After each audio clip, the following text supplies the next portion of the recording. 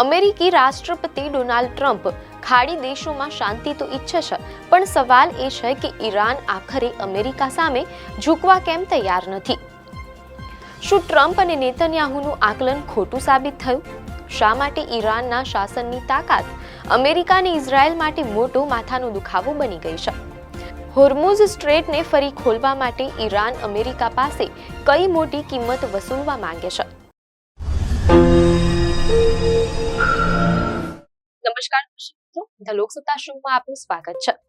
વૈશ્વિક રાજકારણ અને ખાડી દેશોમાંથી એક મહત્વના સમાચાર સામે આવી રહ્યા છે. જાણવા મળેલ છે કે અમેરિકી રાષ્ટ્રપતિ ડોનાલ્ડ ટ્રમ્પ ઈચ્છે છે કે જંગ ખતમ થાય, પરંતુ સવાલ એ છે કે ઈરાન નમવા કે ઝૂકવા માટે કેમ તૈયાર નથી. આ વિવાદ વચ્ચે અમેરિકા અને ઈરાન બંને દેશોએ એવા સંકેત આપ્યા છે કે તેઓ 8 એપ્રિલના રોજ જાહેર થયેલા યુદ્ધ વિરામ એટલે કે સીઝ ફાયર પછી અટકેલી જંગને ફરીથી શરૂ કરવા નથી માંગતા. આ દરમિયાન બંને દેશો વચ્ચે સમય પર સૈન્ય ઝડપો થતી રહે છે.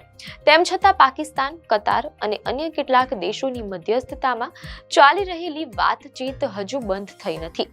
જો કે અમેરિકા પાસે હજી પણ ઈરાન પર હુમલો કરવાની ક્ષમતા ધરાવતી શક્તિશાળી નેવી અને એરફોર્સ મોજૂદ છે.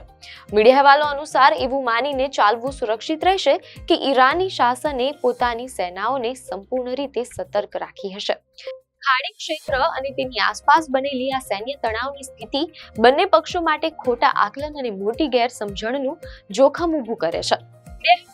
જાણવા મળેલ છે કે અમેરિકા ઈરાન પર સતત દબાણ જાળવી રાખવા માંગે છે, જેથી તેને છૂટછાટો આપવા માટે મજબૂર કરી શકાય. આ માટે જ અમેરિકા પોતાની સૈન્ય તાકાત અને હુમલાની ક્ષમતાનું પ્રદર્શન કરી રહ્યું છે. બીજી તરફ ઈરાન પણ અમેરિકાને સ્પષ્ટ સંદેશ આપી રહ્યું છે કે તેનો પ્રતિકાર કરવાનો સંકલ્પ નબળો પડ્યો નથી. જરૂર પડ્યે તે અરબ દેશોમાં આવેલા અમેરિકી સૈન્ય ઠેકાણાઓના બુનિયાદી માળખાને નિશાન બનાવી શકે છે. એવામાં સવાલ એ થાય છે કે અમેરિકા અને ઈરાન વચ્ચે કોઈ વ્યાપક સમજૂતીનું પહેલું લક્ષ્ય શું હશે? અહેવાલો મુજબ આ લક્ષ્ય યુદ્ધ વિરામને જાળવી રાખવાનું અને આગળની વાતચીતના એજન્ડા પર એક સહમતિ પત્ર તૈયાર કરવાનું હોઈ શકે છે, પરંતુ આ લક્ષ્ય સુધી પહોંચવું બિલકુલ સરળ દેખાતું નથી. અહેવાલોમાંથી જાણવા મળેલ છે કે ઇઝરાયેલે જાહેરાત કરી છે કે તેના બોમ્બર વિમાનો ફરીથી બેરૂત પર હુમલો કરશે, જેના કારણે અમેરિકી રાષ્ટ્રપતિ ડોનાલ્ડ ટ્રમ્પના વિકલ્પો વધુ મર્યાદિત બની ગયા છે. મીડિયા અહેવાલોમાંથી એવી પણ માહિતી મળી રહી છે કે કેટલાક રિપોર્ટ અનુસાર એવો અંદાજ લગાવવામાં આવી રહ્યો છે કે ઇઝરાયેલના વડાપ્રધાન બેન્જામિન નેતન્યાહુને કદાચ એ વાતની ચિંતા નહીં હોય કે લેબનાનમાં તેમનું નવું સૈન્ય અભિયાન અમેરિકા અને ઈરાન વચ્ચેની સમજૂતીને વધુ મુશ્કેલ બનાવી શકે છે. તેઓ શરૂઆતથી જ ઈરાન સાથેના યુદ્ધ વિરામના પક્ષમાં ન હતા. આ તરફ ઈરાન હજી પણ લેબનાનમાં પોતાના સહયોગી અને પ્રતિનિધિ સંગઠન હિઝબુલ્લાહને સમર્થન આપી રહ્યું છે, તેમ અહેવાલોમાંથી જાણવા મળેલ છે. સાથે જ મીડિયાના અહેવાલમાંથી એમ પણ જાણવા મળેલ છે કે ઈરાને એવા સંકેત આપ્યા છે કે અમેરિકા સાથેની કોઈ પણ મોટી સમજૂતીમાં ઇઝરાયેલી સૈન્ય અભિયાનનો અંત લાવવાનો મુદ્દો પણ સામેલ હોવો જોઈએ. આ દરમિયાન રાષ્ટ્રપતિ ડોનાલ્ડ ટ્રમ્પે ઇઝરાયેલને સંયમ રાખવા માટે કહ્યું છે.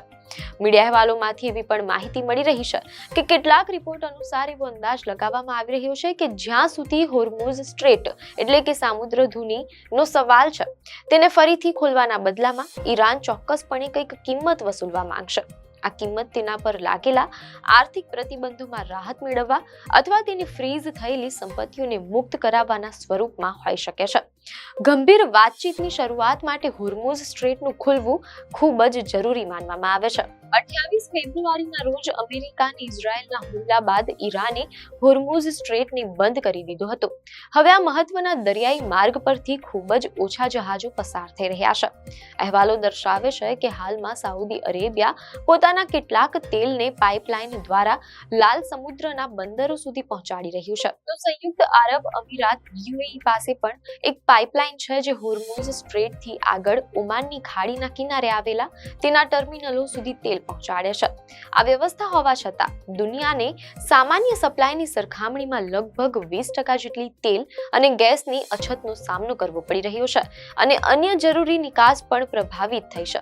જો હોર્મુઝ સ્ટ્રેટ બંધ રહેશે તો તેની અસર સમગ્ર વૈશ્વિક અર્થતંત્ર પર પડી શકે છે.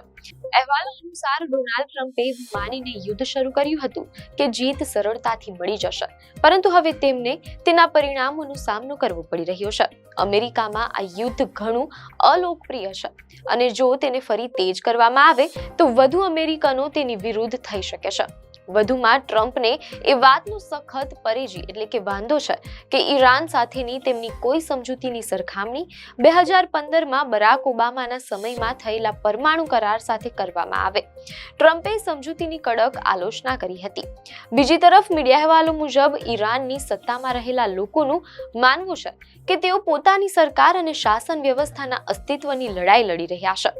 હવે એ સાફ થઈ ગયું છે કે અમેરિકા ભલે ઇઝરાયલ સાથે મળીને કે તેના વગર વધુ હવાઈ હુમલા કરે તો પણ ઈરાન પોતાના વલણથી પાછળ હટવાનું નથી.